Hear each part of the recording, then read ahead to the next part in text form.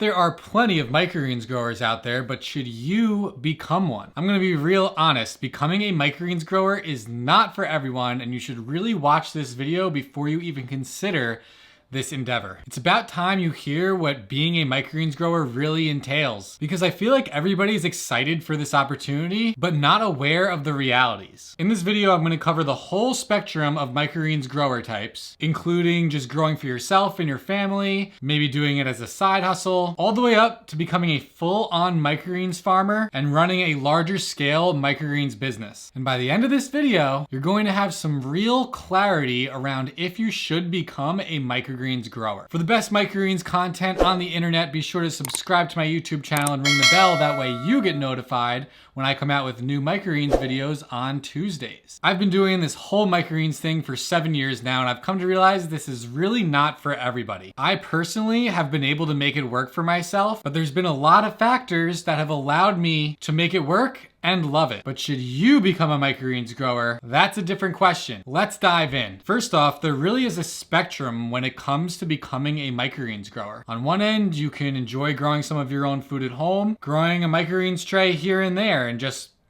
doing it as a fun little hobby to do and get some food growing for yourself at home. On the opposite end of the spectrum, you might even want to be creating a 6 or even 7-figure microgreens business. And that's a totally different story. These are massively different endeavors, require much different scenarios. And later in this video, I'm gonna go a little bit more into the business side of things. But if you wanna grow microgreens just for yourself and your family and maybe some friends, I'm happy to say that this is really for anybody. Anybody can really do this. And as a matter of fact, I think everybody should be growing a little bit of their own food at home, and microgreens is a great place to start. Growing microgreens is not very difficult at a small scale, and you can grow without needing much physical space, much time, or even much money to get started. Growing microgreens really can bring you great joy watching the magic of these little seedlings sprout to life that eventually you're gonna be able to harvest and eat. It really is amazing. They grow very fast and you don't have to wait so long like you would with normal outdoor crops. And this also allows you to build your skills very quickly. Growing microgreens can also be a great tool in helping you to reconnect with the food that you eat. And eating these microgreens consistently tends to bring on health improvements because of their concentrated nutrition. Becoming a microgreens grower for personal use is something, like I said before, I think everybody on the planet should be doing.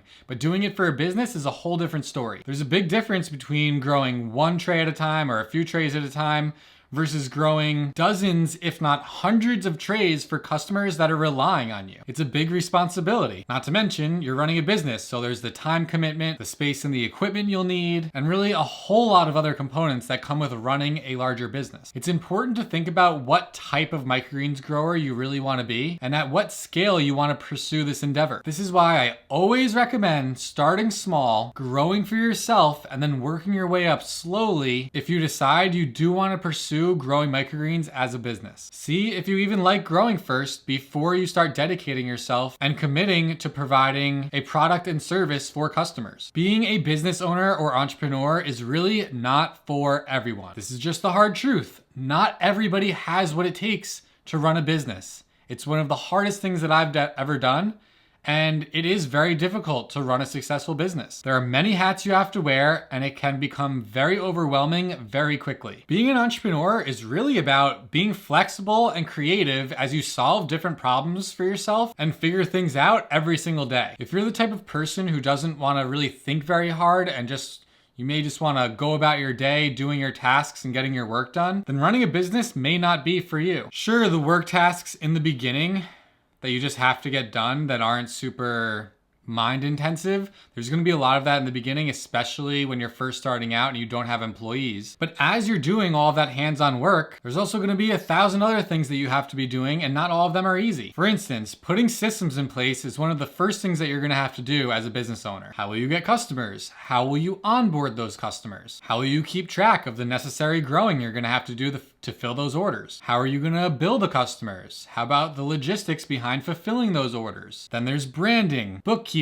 website building, marketing, social media, and we haven't even talked about the actual tasks that are gonna have to be done as well as you're setting up all this other stuff. And eventually, if you wanna be growing a bigger business, You're gonna have to be managing people as well, which are much more difficult to manage than managing plants. Be aware of what it takes to run a business and be an entrepreneur. There's really a lot to it, and seriously, it is not for everyone, and that's okay. It may even drive you crazy having to deal with so much at once and handling all the pressure that a business comes with. At the end of the day, what's most important for you in your life is your happiness, and running a business might not actually bring you to the greatest amount of joy or happiness in your life. I additionally want to mention here that, like I said before, there's really a spectrum of becoming a microgreens grower. So even if you want to run a very small business, almost like a side hustle, I think that's totally fine and totally acceptable, and you could do this alongside another job that you're working or even another side hustle to help bring in some cash while also doing something you enjoy and find fulfilling. If your goal is to keep it very small, then that type of business doesn't really come with a lot of these other pressures. So just something to keep in mind. I think running a microgreens business can also be just fine as a very small business with a dozen or 2 dozen customers. Which brings me to my next topic. One of the most important topics to cover when making the decision to become a microgreens grower is your why. Why do you want to become a microgreens grower in the first place? What is motivating you at the end of the day to become a microgreens grower? There are many reasons to start growing microgreens, and it's important that you have a really good, inspiring reason to be growing, and reasons that don't just consist of money. Yes, the potential of making money is definitely an exciting factor, but in my opinion, that desire alone is not a good enough reason to pursue becoming a microgreens grower as a business. There will be many challenges along your microgreens journey, especially if you're doing it as a business, which I'll talk about in a little bit. And the money motivation alone will not keep you going through those harder times. I promise you. Let me give you some insight around some of the main reasons why this definitely worked for me in the beginning and why I was able to make it work. When I was first starting my business, all I knew was that I wanted to be an entrepreneur. I was meant to be an entrepreneur. I knew that. And then I had this deep fascination with agriculture and growing food. Although I wanted and needed to make money as an entrepreneur, I also had these other passions driving me forward. The desire to be an entrepreneur and run my own business was a big one, not just for the money factor, but like in my heart, it was what I was meant to do. Like I always felt that I was meant to be an entrepreneur and run my own business. Microgreens really just acted as the avenue to allow me to pursue entrepreneurship. And then I had that passion for agriculture, so it was really the stars aligning for me, and this business was just so up my alley. My mindset was one that was so powerful, there was no way that I was gonna fail. When I learned about this business model and you were able to make money selling microgreens, I knew it was right for me. And the natural entrepreneur in me led to me really just doing anything I could to make it work, including being able to pivot and make my business model work for me. Very quickly, right in the beginning, I pivoted away from working with chefs and really focused on the health niche. At this time, health was also a new interest of mine, and now not only could I get myself healthy with these microgreens, I could get my whole local community healthy with these microgreens. This is when I kind of realized and figured that the highest value that the microgreens could bring to the table was really in their health benefits, because you have nothing without your health. So as you can see here, there was a lot going on here besides just the desire to make money. There was the entrepreneurship thing. There was the passion and interest in agriculture and growing food. There was the new interest in health. And then it felt really good to be able to get my community healthy. Like all these things were playing a role. This is very important to consider because if you're interested in growing microgreens just because of the money, you will most likely fail if you try to start a business. You need other passions that are going to be driving you forward. So don't end up wasting your time and wasting your money trying to pursue this if you're only interested in the money aspects. You're probably going to fail. It's going to waste your time, waste your money, because it's going to be leading to something that you're not actually going to continue to pursue. There are so many ways to make money, especially with like where the internet's at, the advancements of AI, and all these other new entrepreneurs that are leaving their jobs and pursuing entrepreneurship. They're going to need help running their businesses too, which is also just more opportunity for you to make money helping other people. So if you don't have other passions behind your microgreens business, just find another way to make money. There's a ton of amazing ways to make money out there. And some of them, not gonna lie, are gonna be easier for you than running a microgreens business, especially if you don't have some other passions behind you. So let me know down in the comments right now why you want to become a microgreens grower? This is an extremely important question to ask yourself before diving into the world of microgreens and spending money on a new endeavor. Do you want to grow for yourself and your family for health purposes? Do you want to grow as a business? Why do you want to pursue the business? Why do you want to pursue growing microgreens? Do you want to serve your local community? Do you want to fancy up your dinner plates? Please let me know down in the comments below. I'm so curious why you want to become a microgreens grower. What is driving you to pursue microgreens in the first place? All right, let's talk about capacity. How much capacity do you really have? Learning to grow microgreens at home and growing a few trays per week for yourself and your family is probably something that anyone could pursue. That really won't take much capacity, and I think anyone can really handle that. And as a matter of fact, I think, like I said before, everybody should be growing microgreens. Everybody should be growing some of their own food at home. But starting a business growing microgreens takes a lot more capacity. We have natural limitations in our life. We can only do so much. We only have so much mental, emotional capacity with all this information overload in our busy lives and the endless stream of responsibilities. How about time capacity? How much time do you really have? Is your schedule currently jam-packed? Well, without changing much, you probably won't be able to dedicate the time needed to starting a business. Additionally, once you start your microgreens business, it's hard to leave for any extended period of time, even a few days, because there's going to be consistent tasks that you have to keep up with to keep your plants consistently growing, to be consistently filling orders for your customers. And then there's financial capacity. Do you have enough money to float you for a little bit while you get your business up and running? Would you feel comfortable dropping $1,000 or even a couple $1,000s on supplies and equipment and your setup in the beginning? How much money do you need to run your current lifestyle? These are all things to be thinking about and considering. And what about physical space? Do you really only have like a countertop available that's perfect for growing your own microgreens? But to run a microgreens business, you're going to need some space for your grow racks, your germination area, your tray making area, storing seeds and equipment. You know, you need more physical space to run a business. And the bigger your business grows, the more space you're gonna need. Now, let me give you some more context and insights from when I was first starting my business. A big reason why I was able to make my microgreens business work in the beginning, aside from the passions and just like my sheer desire to make it work,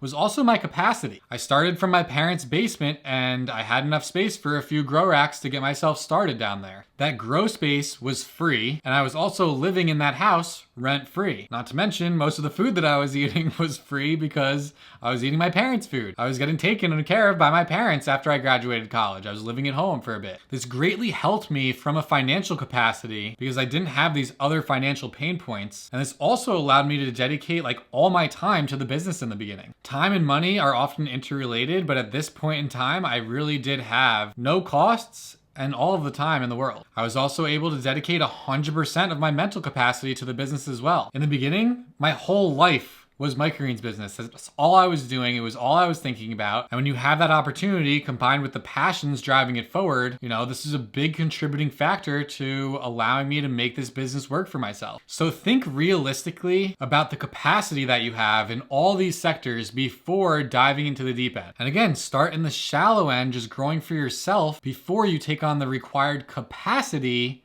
to do the business. Deploy a massive amount of self-awareness here and determine your capacity honestly with yourself. The last thing you want is to feel overwhelmed. It's the worst feeling in the world, and it's not going to result in happiness. Now, there's also some failure and rejection. Growing microgreens will often take a little bit of trial and error. Whether you have a green thumb and you've done plenty of gardening, or maybe you've never grown anything at all in your life. Microgreens are grown kind of differently than other things, so you will need to learn the process. If you're somebody who's gonna get turned off to something if you fail on the first time you try, then this may not be for you. There are many different factors when it comes to growing microgreens, like the supplies and equipment that you're using, the seeds, your climate, and your grow space. And so many variables may require you to learn a little bit as you go with trial and error. You know, you might have to make some tweaks and fail a few times before you get it right. I predict that you probably will be able to get the growing process down pretty quickly, especially with the use of something like my 1 tray away challenge. But there are other types of failures and rejections when it comes to running a microgreens business.